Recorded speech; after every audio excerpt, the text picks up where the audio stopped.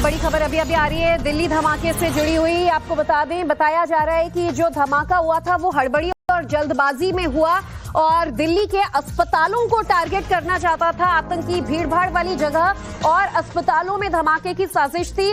लाल किले के पास ब्लास्ट नहीं करना चाहता था और ऐसी कोई प्लानिंग नहीं थी। जो भीड़भाड़ वाले अस्पताल होते हैं, हो सकता है वहां पर उनकी जाने की प्लानिंग थी।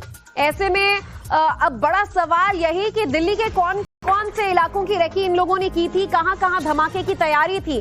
बहरहाल जो जांच अब तक की हुई है एनआईए की, उसमें ये बात साफ हो रहा है कि लाल किले के पास ब्लास्ट ये लोग नहीं करना चाह रहे थे। पहले भीड़भाड़ वाले इलाके और कुछ अस्पतालों को इन्होंने टारगेट पे लिया था, लेकिन हड़बड़ी में और जल्दबाजी में ये ब्लास्ट हो गया।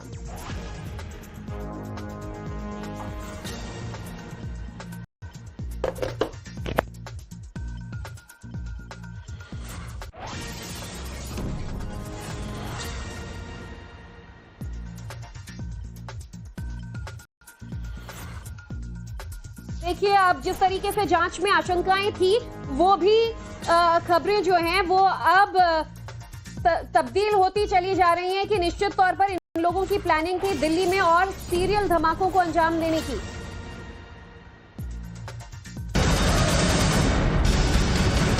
इस बीच एक और बड़ी खबर दिल्ली धमाके से जुड़ी हुई। आपको बता दें, दिल्ली धमाके पर सोर्सेस के हवाले से बहुत बड़ी जानकारी मिली है। गिरफ्तार आतंकियों के निशाने पर धार्मिक स्थल थे, यानी कि धार्मिक स्थलों को टारगेट करने की प्लानिंग इन आतंकियों के द्वारा की जा रही थी। आतंकियों के टारगेट पर उत्तर प्रदेश के कई सारे धार्मिक स्थल मौजूद थे, जिसमें अयोध्या और वाराणसी शामिल थे। आपको बता दें कि एक बड़ी साजिश यहां पर रची गई थी धार्मिक स्थलों को टारगेट करने की। अयोध्या के स्लीपर मॉड्यूल के संपर्क में शाहीन थी, ये भी जानकारी मिल रही है। यानी कि शाहीन को फिलहाल जो गिरफ्तार किया गया है, कई सारे खुलासे शाहीन के द्वारा किए जा रहे हैं। इन्वेस्टिगेटिव एजेंसी जो है वो एक्टिव हो गई है।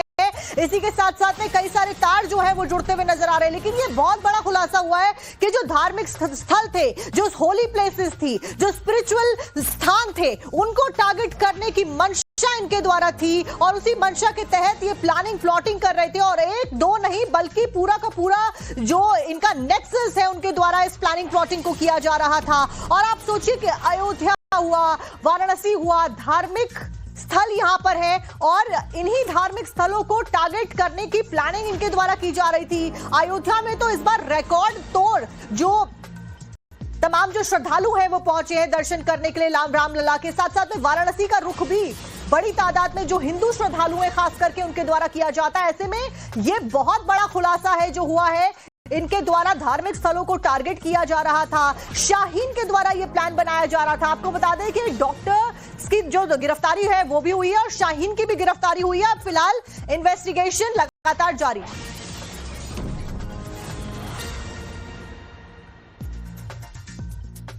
इस बीच आपको यह भी बता दें कि लाल किले की पार्किंग का एक और नया सीसीटीवी वीडियो सामने आया। सीसीटीवी में साफ दिखाई दे रहा है उमर, यानी कि उमर वो व्यक्ति जो कि i10 गाड़ी को लेकर आया था, जिसके कई सारे वीडियो सामने आ रहे हैं। उसने 10 दिन तक अल्फा यूनिवर्सिटी में यहां पर अपनी गाड़ी को पार्क रखा था। उसका एक ताजा सीसीटीवी वीडियो सामने आया जो कि आप अपनी स्क्रीन पर देख रहे हैं। 10 नवंबर को दोपहर से शाम तक पार्किंग में यह गाड़ी के साथ में मौजूद रहता है।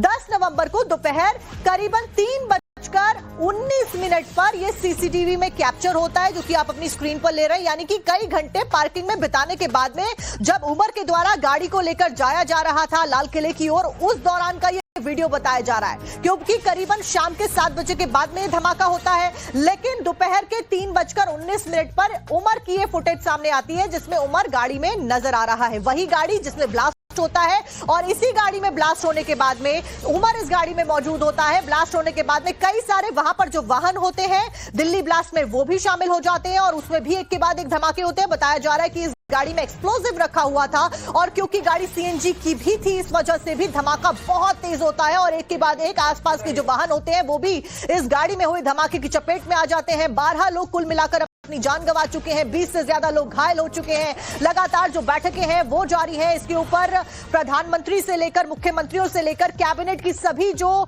मंत्री हैं वो एक्टिवली इसके ऊपर मीटिंग्स करते हुए नजर आ रहे हैं। आज भी कैबिनेट की काउंसिल की मीटिंग है, सिक्योरिटी रिव्यू किया जाएगा और एक बड़ा प्लान इस मीटिंग के बाद में तैयार किया जा सकता है। वो इसलिए क्योंकि इससे पहले जब सीसीएस की बैठक हुई थी तो वो पहलगाम में हुए हमले के बाद में हुई थी और पहलगाम में हुए हमले के बाद में इसी बैठक में ऑपरेशन सिंदूर का प्लान प्लॉट किया गया था। ऑपरेशन सिंदूर के बारे में एक बड़ा प्लान बनाया गया था और उसके बाद में आप दिल्ली धमाकों के बाद जब सीसीएस की बैठक आज शाम 5:30 बजे प्रधानमंत्री नरेंद्र मोदी की अध्यक्षता में बुलाई गई है तो इसीलिए यही कहा जा रहा है कि इस बैठक में कई बड़े जो कदम है सरकार के द्वारा, कड़े कदम है आप कहिए, वो उठाए जा सकते हैं। लेकिन फिलहाल ये उमर का ताजा वीडियो आप देख रहे हैं।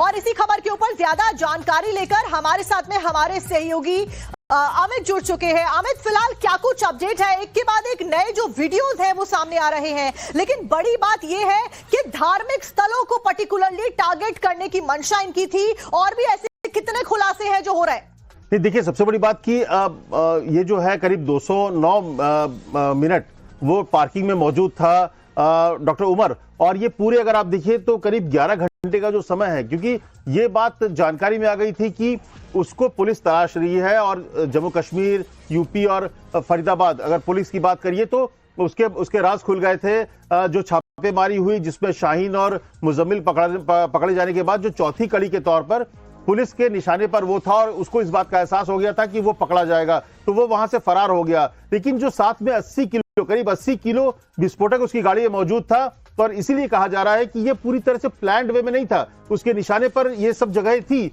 उनका एक बड़ा प्लानिंग था और इसीलिए करीब 3000 किलो अमोनियम नाइट्रेट जो है वो पाया गया फरीदाबाद के 2 इलाके में, 2 जगहों पे, 2 घर में, जो कि छिपा कर रखे गए थे। ये भी जानकारी मिल रही है कि इस तरह के एक और हाइड आउट हो सकते हैं, जगह हो सकता है जहां पर इसको छिपाया गया होगा। तो ऐसे में टारगेट पर उनके बहुत सारे थे, लेकिन उस समय वो सिर्फ बचने के फिराक में थे। जो शुरुआती जांच आ रही है, जो शुरुआती रिपोर्ट ये बता रहा है कि शुरुआत में वो बचने की कोशिश कर रहा था। उसकी कोशिश ये थी कि किस तरीके से वो बाहर निकले, और इसीलिए अगर आप देखिए जिस जगह में धमाका हुआ है वो जगह जो है वो चांदनी चौक के ठीक बगल में ही है। तो वो चांदनी चौक का इलाका बहुत भीड़ भाड़ होता है, वहां पर मंदिर था। उसका मकसद जो शुरुआत में लग रहा है कि वो धमाका करने का मकसद नहीं था, क्योंकि जब वो सुनहरी मस्जिद पार्किंग से बाहर निकला है, आगे निकलकर वो घूमकर वापस आता है। अगर उसको धमाका करना होता तो उसी जगह पर क्योंकि मंदिर के बगल से वो क्रॉस कर रहा था तो वो उस समय धमाका कर सकता था। लेकिन ये एक बड़ी बात है जो बता रहा है कि उसके खुलासे का इंतजार किया जा रहा है। अमित, इसी जानकारी के ऊपर हमारे साथ में हमारे सहयोगी मोहित और अनुज भी जुड़े हुए हैं, लेकिन इस बीच एक बड़ी ब्रेकिंग, एक बड़ा अपडेट दिल्ली धमाके से जुड़ा हुआ दर्शकों को बता दें। दिल्ली धमाके के केस में एनआईए की जांच हुई है और एनआईए की जांच के लिए एक टीम गठित कर दी गई है, यानी कि नेशनल इन्वेस्टिगेशन एजेंसी को पूरा जांच का जो जिम्मा है वो सौंप दिया गया है। एनआईए ने जांच के लिए 10 अधिकारियों की एक टीम बनाई है जो कि अलग अलग स्पॉट्स पर जाकर जो साक्ष्य है उसको जुटाकर इन्वेस्टिगेशन को आगे बढ़ाएगी। वहीं इस सबके बीच में एनआईए के एडीजी विजय सखारे के नेतृत्व में जांच टीम गठित की गई है। स्पेशल टीम में कौन कौन है ये भी आपको बता देते हैं। स्पेशल टीम में आईजी को रखा गया है, 2 डीआईजी और 3 एसपी रैंक के अफसर भी शामिल है। एनआईए डीजी और आईबी चीफ्स के साथ में मीटिंग मौजूदा वक्त में जारी है। इसी खबर के ऊपर ज्यादा जानकारी लेकर मोहित ओम मेरे सहयोगी ग्राउंड जीरो से जुड़े हुए। मोहित, फिलहाल क्या कुछ अपडेट है, ताजा अपडेट दीजिए और साथ साथ में यह भी बताइए कि आखिरकार जिस पार्किंग में गाड़ी को आखिरी टाइम में स्पॉट किया गया है उस पार्किंग की सुरक्षा व्यवस्था के ऊपर भी तो सवाल खड़े होते हैं कि इतना एक्सप्लोजिव लेकर ये जो व्यक्ति उमर है, डॉक्टर उमर, ये पार्किंग में मौजूद था और किसी को पता भी नहीं चला। देखिए, जहां तक पार्किंग की बात है तो आमतौर पे पार्किंग में गाड़ी जो जाती है वो सिर्फ पर्ची कटवाती हैं और सीधा पार्किंग लॉट में जाके खड़ी हो जाती हैं, और हमने कई जगहों पे पार्किंग में देखा यही नॉर्मल प्रोसेस होता है। इसलिए इसी का फायदा उठाकर यहाँ पर उमर जो है वो छुपने की कोशिश कर रहा था और 3 घंटे उस जगह पे रहा जहां से उसको ब्लास्ट करना था। वहां से महज 1 किलोमीटर की दूरी पे था, लेकिन उसने रास्ता तय किया कि वो सुनहरी मार्केट से निकलता है, रिंग रोड की तरफ जाता है और रिंग रोड से सीधा वो मरकट वाले बाबा कश्मीरी गेट की तरफ से लाल किले की तरफ आता है।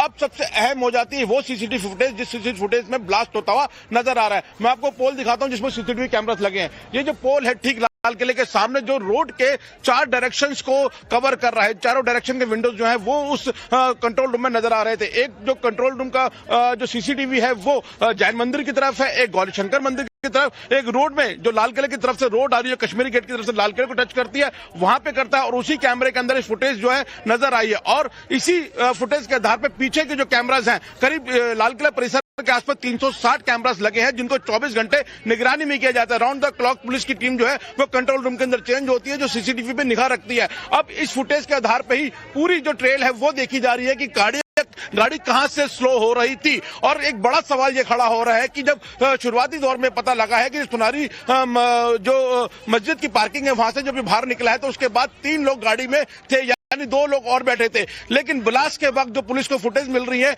उसमें पता लग रहा है कि एक ही शख्स गाड़ी के अंदर था। तो आखिर 3 लोग थे तो 2 लोग गाड़ी से कब उतरे, अब इसकी फॉरेंसिक जांच होगी। और ये फुटेज बहुत ज्यादा इंपॉर्टेंट हो गया है पुलिस के लिए कि जिस वक्त ब्लास्ट हुआ था उस दौरान गाड़ी किस तरीके से स्लो थी, क्योंकि गाड़ी के आगे जो ट्रैफिक है वो थोड़ा क्लियर नजर आ रहा है, लेकिन उसके बावजूद गाड़ी यहाँ स्लो क्यों थी। क्या ये सोचा समझा एक पैनिक अटैक है, क्या कहेंगे सोचा समझा अटैक था। तो इसको लेके अब जो है पुलिस की जांच काफी तेज हो रही है और एनआईए इस मामले में पूरी जांच कर रही है। और कल हमने देखा कि किस तरीके से एनआईए की टीम जो है, एक बड़ी टीम इस पूरी रोड पे घूमती हुई नजर आई थी और यहाँ से अलग अलग सबूत इकट्ठे करे थे। करीब 42 एविडेंस जो है उन्होंने कलेक्ट करे थे, उनके स्वैब लिए हैं और उसके आधार पर अब जो है पूरी साइंटिफिक रिपोर्ट एक तैयार होगी। तो फिलहाल ये जो पोल दिख रहे हैं, जो सीसीटीवी कैमरास का आपको दिख रहा है, बिल्कुल कई सारे सवाल खड़े होना लाजमी है, क्योंकि लाल किला वो